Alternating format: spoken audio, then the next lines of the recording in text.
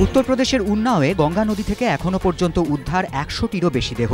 তদন্তের নির্দেশ প্রশাসনের। সোমবারই উন্নাও জেলার শফিপুরে পারিয়ার ঘাটের কাছে গঙ্গা নদীতে ভেসে ওঠে ২০ থেকে ২৫টি দেহ। শেষকৃত্য করার বদলে অবিবাহিত তরুণীদের দেহ গঙ্গা নদীতেই স্থানীয় বাসিন্দারা ভাসিয়ে দিয়েছিল বলে প্রাথমিক তদন্তের অনুমান পুলিশের। তবে সাফাই কর্মীরা দেহগুলি তুলতে অস্বীকার করায় সমস্যা দেখা দিয়েছে।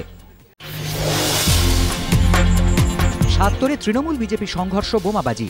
আজ সকাল থেকে উত্তেজনা ছড়ায় সাত্তরে। জখম হন পাড়ুই ব্লক তৃণমূলের সভাপতি শেখ মোস্তাফার ছেলে শেখ আসগর আলী। এই আসগরই পাড়ুইয়ের সাগর ঘোষ হত্যাকাণ্ডে অন্যতম অভিযুক্ত। তবে সিট যে চার্জশিট জমা দিয়েছে তাতে তাকে পলাতক দেখানো হয়েছে। বিজেপির প্রশ্ন, এলাকায় বোমাবাজিতে তিনি জখম হচ্ছেন অথচ পুলিশ তাকে খুঁজে পাচ্ছে না কেন?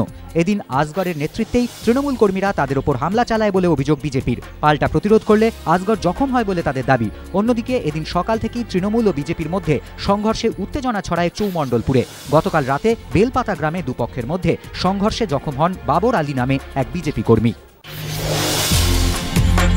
মুখ্যমন্ত্রীকে হুঁশিয়ারি দিলেন শাসক দলেরই শ্রমিক সংগঠনের নেতা তথা রাজ্যের গ্রন্থাগার মন্ত্রী আব্দুল করিম চৌধুরীর ভাইপো আলতামাস চৌধুরী। উত্তর দিনাজপুরের ইসলামপুরে ৩১ নম্বর জাতীয় সড়কের বাইপাস তৈরির জন্য জমি অধিগ্রহণের কাজ চলছে। মঙ্গলবার সেই নিয়ে ইসলামপুর নজরুল মঞ্চে কৃষকদের সঙ্গে বৈঠকে বসেন জেলাশাসক স্মিতা পাণ্ডে।